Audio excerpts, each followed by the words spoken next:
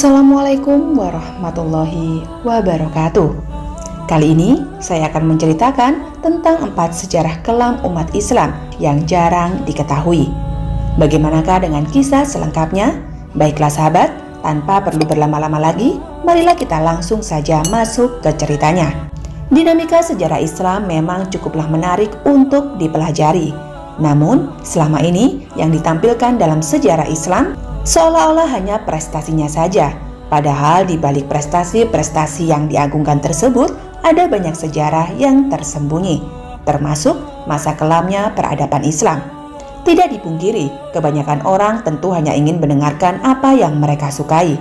Secara psikologis, manusia memang condong untuk meminati aspek emosional atau merasa nyaman dengan kebenaran yang dianggap sudah matang.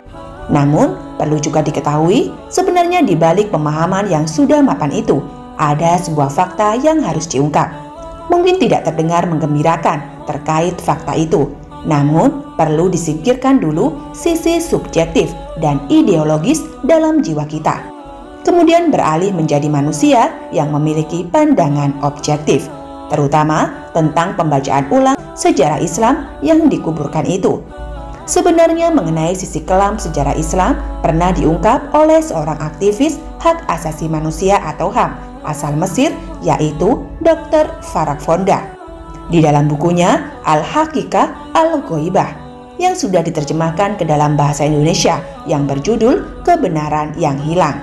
Namun, akibat buku tersebut, Dr. Farak Fonda akhirnya tewas dieksekusi oleh kelompok ekstremis setelah vonis halal darahnya oleh ulama Mesir. Nah, berikut adalah fakta sejarah kelam Islam setelah Nabi Muhammad SAW wafat yang tidak banyak diketahui. Bahkan jarang ditemui penjelasannya dalam buku-buku pelajaran sekolah keislaman ataupun perguruan tinggi keislaman. Pertama, memerangi orang yang tidak mau membayar zakat pada zaman Abu Bakar. Ketika Abu Bakar menjadi khalifah pertama pengganti Rasulullah SAW, ada peristiwa yang penting dalam kiprahnya. Salah satunya yaitu ketika Abu Bakar memerangi orang yang dituduh murtad karena tidak mau membayar zakat. Dr. Farak Fonda mengatakan di titik ini perlu memilah apakah serangan Abu Bakar dikarenakan mereka benar-benar murtad dari Islam atau hanya karena enggan membayar zakat ke Abu Bakar atau Baitul Mal. Dalam memvonisan murtad tersebut di ranah akademis masih menjadi perdebatan, karena kalau didalami lebih lanjut, orang-orang yang diperangi Abu Bakar sudah mengucapkan 2 kalimat syahadat, masih rajin menjalankan perintah-perintah agama, dan juga masih membayar zakat langsung kepada orang yang membutuhkannya, tidak melalui Baitul Mal. Atas kebajikan Abu Bakar tersebut, Umar mempertanyakan, kenapa Abu Bakar tetap melakukan serangan terhadap orang-orang yang telah mengikrarkan syahadatnya? Lalu Abu Bakar pun menjawabnya, yang intinya bahwa syahadat adalah konsekuensinya untuk membayar zakat di Baitul Mal. Sementara bagi Umar, ketika mempertanyakan kebijakan Abu Bakar, ia sebetulnya teringat sebuah hadis Nabi yang mengatakan bahwa seorang muslim tidak boleh dibunuh kecuali 3 alasan, yaitu berzina setelah berumah tangga, murtad setelah beriman, atau dikisas setelah melakukan pembunuhan tanpa alasan yang dapat dibenarkan. Kedua, pengkaburan secara pembunuhan Utsman. Taha Hussein dalam karya kitabnya Al-A'mal Al-Kamilah li Taha Hussein bagian Al-Fitnah Al-Kubro menjelaskan bahwasanya terbunuhnya Utsman bin Affan tak lepas dari gejolak politik yang memanas pada saat itu. Entah siapa yang patut disalahkan. Pada saat itu, permasalahannya sangat kompleks sekali, mulai dari dugaan korupsi, kolusi dan nepotisme atau KKN, perebutan kekuasaan, dan pemecatan pejabat yang dianggap boros. Sementara itu, Abdurrahman bin Auf yang merupakan sahabat Nabi sekaligus sahabat Utsman bin Affan justru mendukung golongan pemberontak untuk mengkudeta Utsman.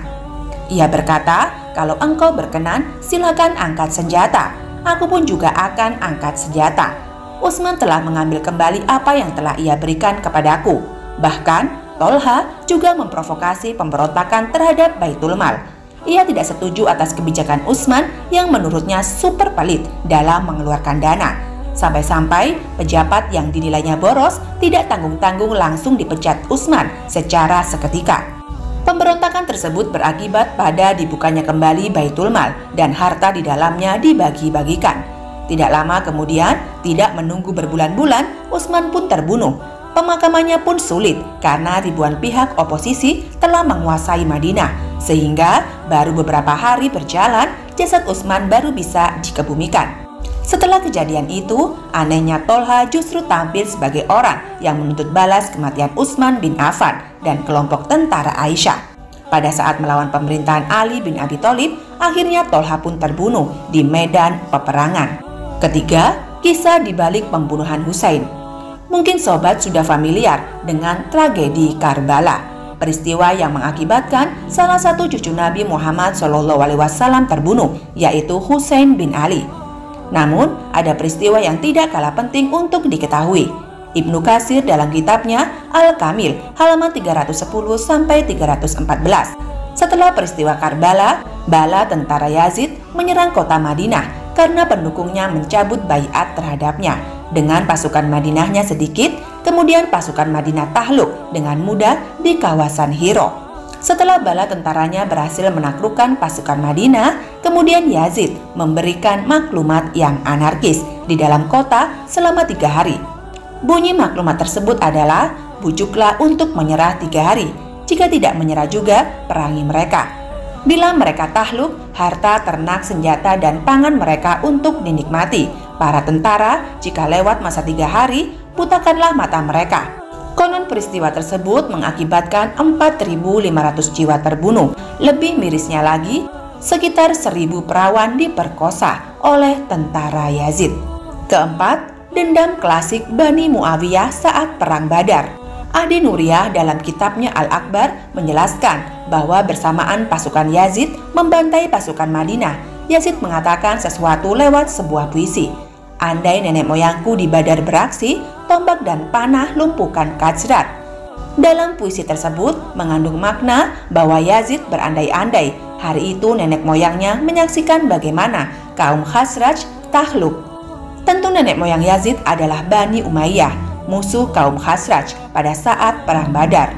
Puisi tersebut sangat jelas bahwa Yazid masih ada dendam yang terpendam terhadap warga Madinah, terutama Bani Khazraj.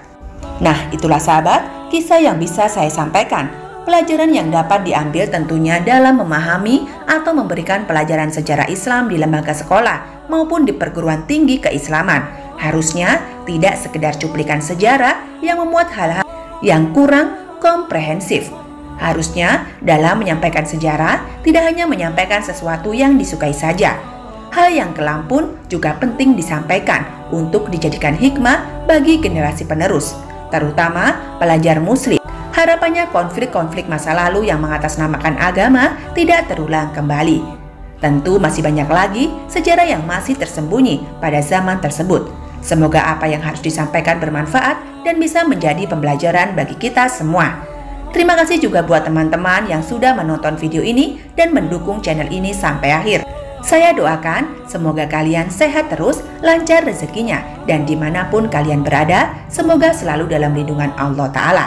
Dan buat teman-teman semuanya yang baru menonton video ini, silakan didukung dulu channel Sejarah Dunia Islam ini dengan cara klik like, komen, subscribe, dan nyalakan lonceng notifikasinya supaya kalian tidak ketinggalan cerita-cerita yang menarik dan menginspirasi lainnya dari kami. Terima kasih banyak sudah menonton video ini sampai akhir. Akhirnya, kami pamit undur diri. Wassalamualaikum warahmatullahi wabarakatuh.